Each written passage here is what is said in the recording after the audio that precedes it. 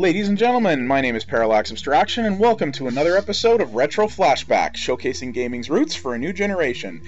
Today we are going to be taking a look at the first game for the Commodore 64 home computer, which, oh man, the memories I have of this platform. This is actually the first computer I ever touched and ever got a chance to use, which happened in grade 1 for me, and it's the machine that arguably started me on my long and crazy life as a technology enthusiast and a technology professional as well. So I guess I have that to thank for that.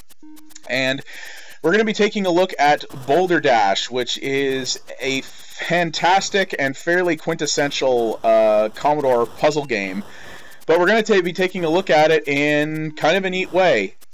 And that is... what? Yeah. Seriously, I had actually completely forgotten until just recently that the Wii Virtual Console actually got what is unfortunately at this point a small selection of Commodore 64 titles.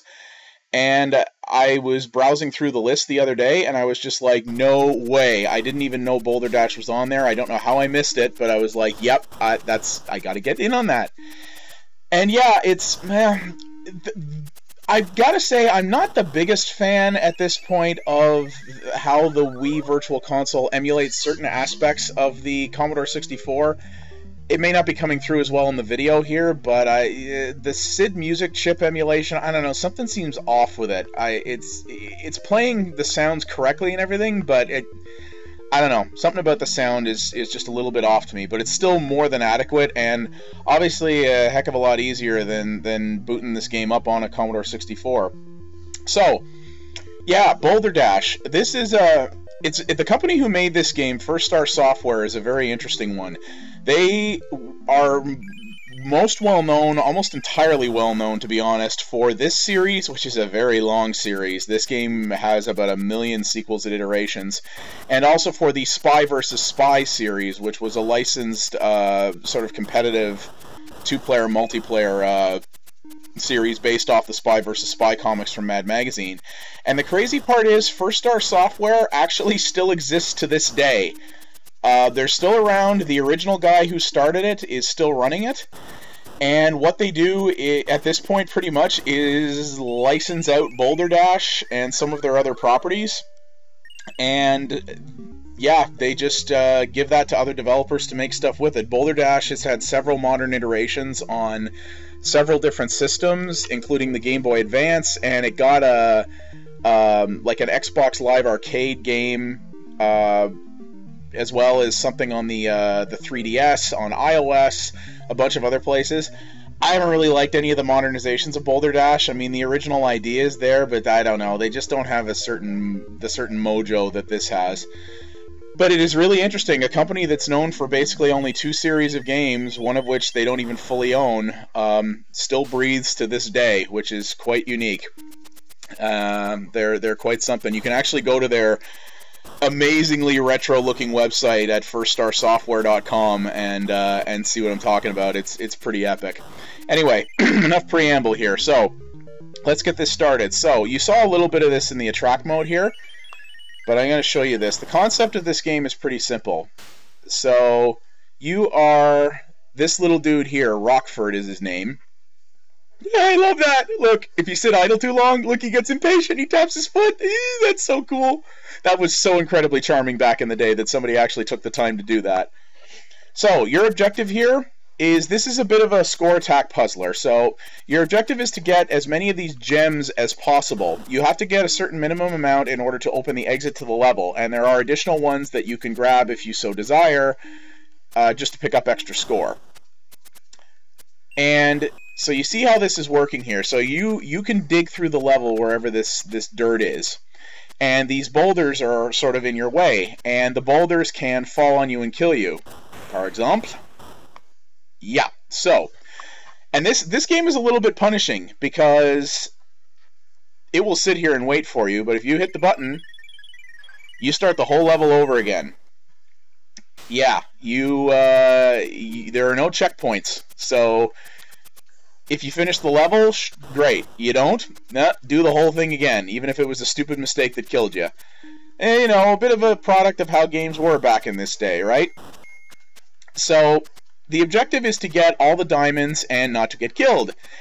And you see here that the boulders, apparently dirt, a single patch of dirt can hold the boulder in place, as you will see. And so can Rockford himself. He can stand there and impatiently hold the boulder with his head. But you step out of its way, and it falls. Simple enough, right? Well, sort of, because the thing is, the boulders will also fall sideways if given the opportunity. So you see I've done this here while I move over, and stuff will cascade down around it. So this level is obviously very simple because it's the first level, but as you progress through the game and you get into higher levels, you can do stupid crap like that. It's funny, I already beat this level once when I was prepping for this, so I really should have known better, but forgive me, it's been a long day, I'm tired. So your objective is to get as many diamonds as you can and get out of the level and not get yourself crunched. And as you get further into the level, the placement, or further into the game, I should say, at higher levels, the placement of the gems and of the boulders becomes much more nefarious, and you'll sometimes have to juggle how you move around and how you get... Damn it! Oh yeah, did I mention that you have lives as well, in addition to having to start over? Yeah. So, Anyway, so, let's try this again, shall we? So you saw there at the menu there were multiple what were called caves that I can select. So there are different level sets in this game. One thing that is kind of unfortunate and kind of that is kind of unfortunate and kind of not about this release of the game is that one of the things that made Boulder Dash really famous back in the day was that it did come with a fairly extensive level editing tool. And man, my friends and I, we were a bunch of us were pretty big into this series, and we played the built-in levels quite a bit, but we actually had more fun just screwing around with the level editor. You know, it's great when you're a kid and you have, you know, kind of infinite free time to a certain degree, right? And we spent a lot of time in the level editor, both just making ridiculous levels where it's like, hey, look, here's wall-to-wall, you know, 17 million diamonds, you know, just because, right? But we also made some fairly challenging levels to sort of give each other a little bit of a mind bend, and you could save the levels onto discs and pass them on to other owners of the game, which was really, really cool. And you know, Boulder Dash was not the first game to do that, nor the only one. So there you go. I got the minimum number. I actually got all the diamonds there, so you get time bonus based on how much is left on the clock. And off you go into the next level. Yeah, so the level editor is not included in the Wii version, which is kind of unfortunate, but you know, you kind of understand that too. So as you see as well, the game will introduce a number of different enemies throughout the game. There's actually several different enemies that will come after you. Now this is just an introduction, so there's not too much of a problem as long as I don't let them out. But if I do, off it goes. And this particular enemy will confine itself only to available free space. So you can dodge him or not, and you got to be very careful about that, because it's very, very quick, and it can be tricky to dodge because it has a behavior to it, but if you're not 100% familiar with that behavior, then it can get a little weird. Now that right there, I actually don't know what that is. I've actually never known what that is. My friends and I, when we were growing up, for the longest time thought that was a glitch, because it doesn't always happen, and it doesn't seem to mean anything. I could be wrong about that. If you are a veteran of this series and know what that's about, please leave a comment and tell me, because I would love to know that, because these games were not known to be buggy. They were generally very, very polished, so I have a hard time believing that that's a bug, but you never know. I mean, it could be. A lot of these games were a little weird in their day as well, so much like, you know, NES games that had slowdown or things like that, you know, games like this often had, you know, to work with some fairly major limitations to the platform, and that would sometimes cause some weird odd behaviors and the like. So you see as well, you can, if you have free space, you can push boulders if you want. it's kind of random and pretty slow. So you want to avoid it whenever you can, especially when there's enemies around. That can kind of really gum up the works for you if they're in the way. So you want to try to avoid putting yourself in a position where you do have to push the boulders to any significant degree. And that's that level done. And so it goes like this. Things get a little bit more, more difficult. The color scheme mixes up. I don't really like necessarily all the color schemes that they chose for this game. Some of them, like this one, everything is so brown it kind of blends together. It's a little bit tricky to navigate your way around, though I suppose that was kind of the point, in a way. And now you see what I done here? Yeah. I done screwed up good. You can actually trap yourself in this game. So yeah, that's a little pain in the backside. And you know what's really hilarious about this is I don't remember. Whoa, that's the keyboard for the C64 emulator. You know what's funny? I didn't even know that was there. I haven't actually played with that before because this is the only C64 game on the Virtual Console I actually own. So this is isn't this pretty cool? You get a full-blown keyboard. That makes sense, actually, because there are Commodore 64 games, because the Commodore 64 only had a single button on the joystick. So if you had a game where you wanted to have any more than one single function, you actually had to have I guess that reset the game. Oh well. But you actually had to use the keyboard in concert with the joystick, and I was wondering how the Virtual Console was going to handle that, but turns out their solution is to give you a full-on keyboard with Wiimote access, which is pretty awesome. I gotta tell you, that's pretty neat.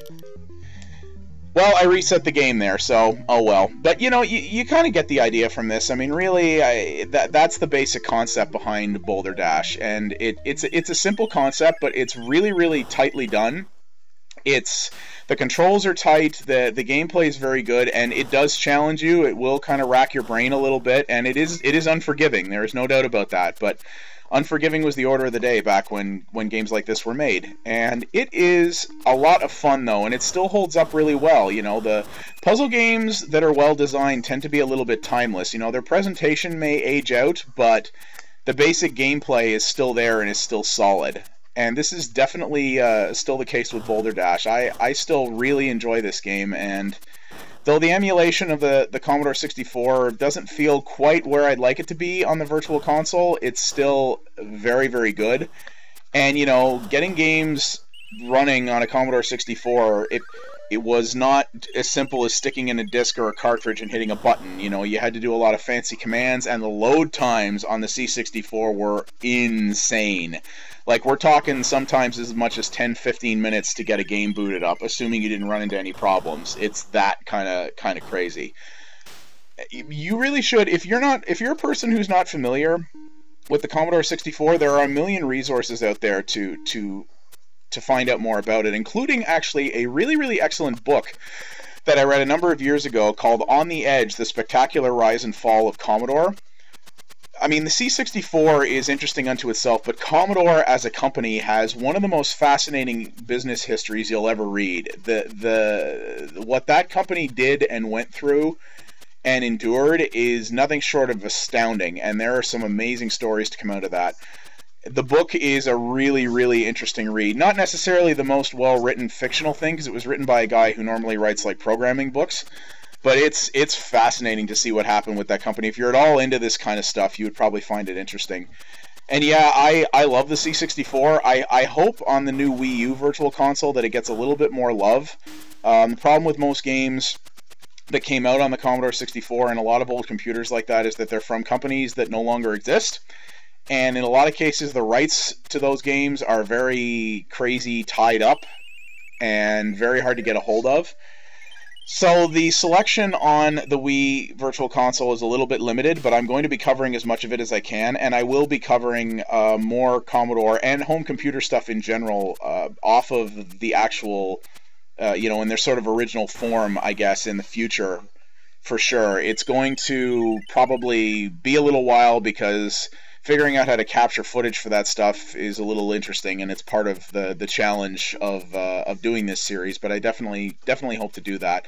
So Unfortunately, the only Boulder Dash on the Virtual Console right now is this one, which is the original, which is weird because it has, man, there is Boulder Dash, Boulder Dash 2, Boulder Dash 3, Boulder Dash Construction Kit. That was it. That was the level editor. It came in its own system, or its own product. That's right. That was not part of the main game.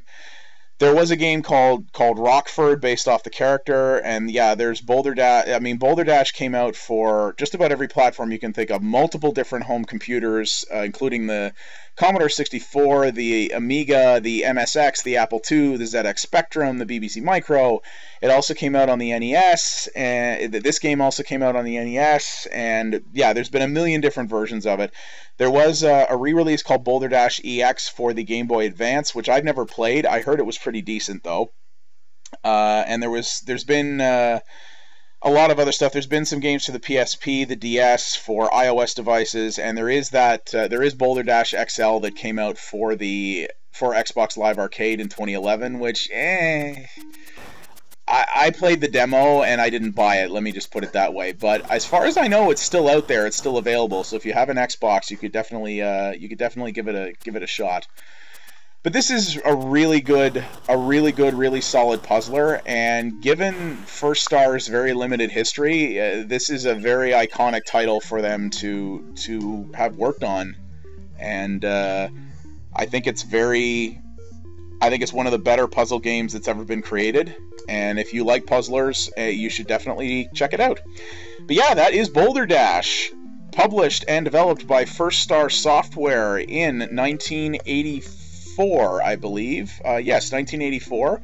This is the Commodore 64 edition of the game through the Wii Virtual Console. You can buy this through there, or you can buy any number of the versions for other systems and other platforms. But this is definitely the easiest way to play this game. The easiest way to get your hands on it, the easiest way to play with a minimum of fuss and bother, and it's a good version of it. Probably the one to play if you're into this. My name has been Parallax Abstraction. Thank you all very much for watching, and I'll see you next time.